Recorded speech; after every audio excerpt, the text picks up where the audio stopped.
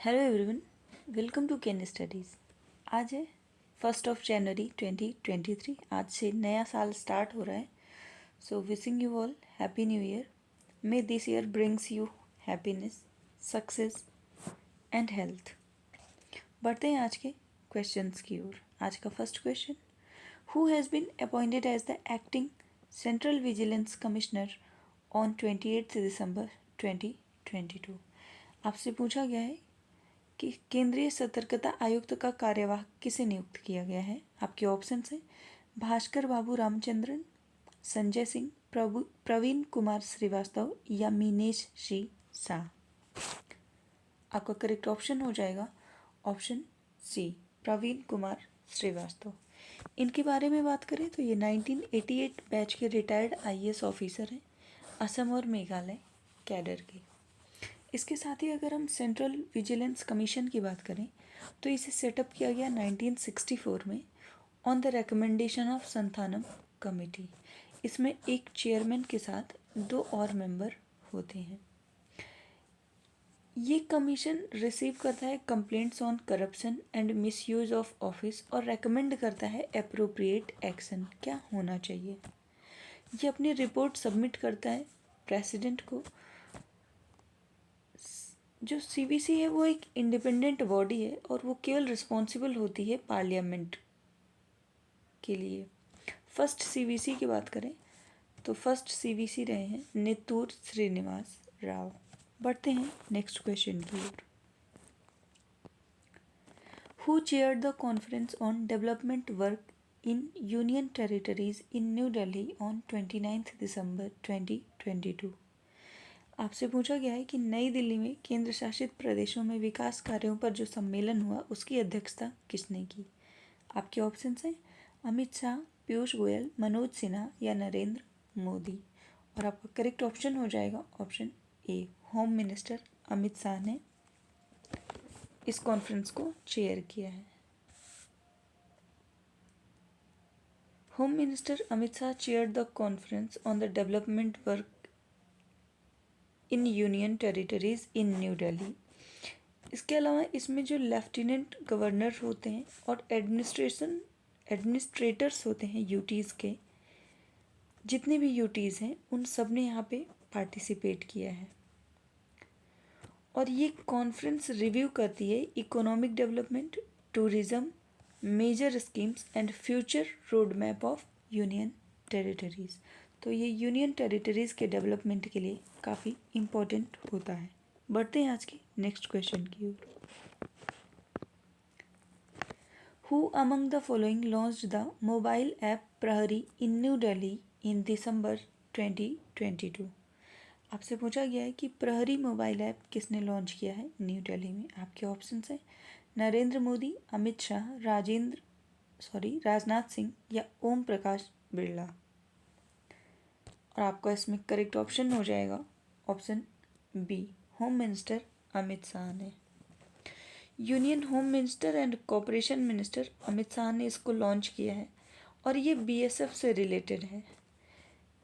With this app jawans can get personal information and information related to accommodation and leaves on their mobile. वो अपनी छुट्टियों से भी संबंधित जानकारी इससे प्राप्त कर सकते हैं।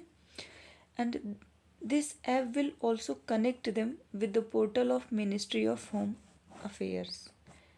बीएसएफ की बात करें तो बीएसएफ एक गार्डिंग फोर्स है जिसको डिप्लॉय किया जाता है पाकिस्तान और बांग्लादेश बॉर्डर पे।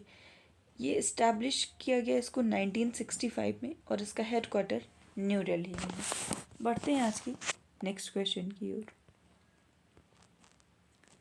विच among the following statement regarding SDG India index are correct. आपको करेक्ट स्टेटमेंट बताना है related to SDG India index. आपका फर्स्ट स्टेटमेंट है first launched in December 2018 by NITI Aayog, the index has become the primary tool for monitoring progress on the SDGs in India. Second, states and UTs are classified in 4 categories based on their SDG India index. Third, Karnataka has retained the top rank in Niti Ayog's SDG India index 2020 and 21। आपसे correct statement पूछा गया है और आपका correct option हो जाएगा option A. आपका first और सेकंड ऑप्शन सही है, पर थर्ड ऑप्शन रॉन्ग है, क्योंकि इसमें टॉप किया है केरला ने और वर्स्ट परफॉर्मिंग स्टेट रहा है बिहार।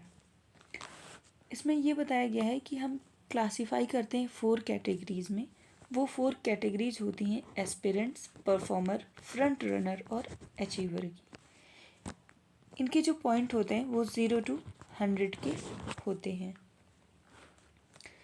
ये इंडेक्स जो है ये प्रोवाइड करता है holistic view on the social, economic and environmental status of country and it's state.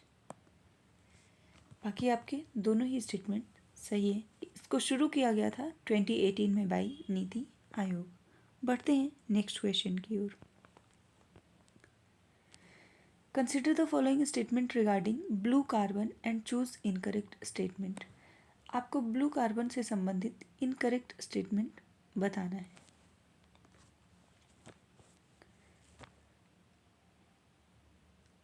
आपका फर्स्ट स्टेटमेंट है blue carbon is the carbon stored in coastal and marine ecosystem. Second, blue carbon is crucial for carbon sequestration. Third, India is net blue carbon donor country. Fourth, blue carbon ecosystems are mangroves, tidal and salt marshes and sea grasses. They are highly productive coastal ecosystem. आपसे incorrect statement पूछा गया है और आपका incorrect statement हो जाएगा option C. India blue carbon का donor नहीं है, ये आपको ध्यान रखना है। बाकी आपके तीनों ही स्टेटमेंट सही हैं। बढ़ते हैं नेक्स्ट क्वेश्चन की ओर। Consider the following statement regarding great lakes of north America and choose the incorrect statement. उत्तरी अमेरिका की ग्रेट लेक्स से संबंधित आपको कथन दिए गए हैं और आपको इसमें से इनकरेक्ट स्टेटमेंट चुनना है। आपका फर्स्ट स्टेटमेंट है the Great Lakes are 5 contiguous lakes which lie along the US-Canada border. Second, the 5-lake system drains into the Gulf of Florida in the North Atlantic through the St. Lawrence River. Third, Lake Michigan lies entirely in the US. 4. Lake Superior is the largest among the 5 lakes and is the world's largest freshwater lake. आपसे wrong statement पूछा गया है और आपका wrong statement हो जाएगा option B, क्योंकि ये लेक्स ड्रेन करती हैं into the Gulf of Saint Lawrence in the North Atlantic through the Saint Lawrence River. और एरिया वाइज अगर हम बात करें लार्जर टू स्मॉलर, तो सबसे बड़ी है लेक सुपीरियर, उससे छोटी ह्यूरॉन, उससे छोटी मिशिगन, फिर इरी और सबसे छोटी है ओंटारियो। और लेक मिशिगन ऐसी है जो इंटायरली यूएस में है। बाकी आपके तीनों ही स्टेटमेंट सही हैं। बढ़ते हैं नेक्स्ट क्वेश्चन की ओर। Which of the following statement regarding competition commission of India is correct.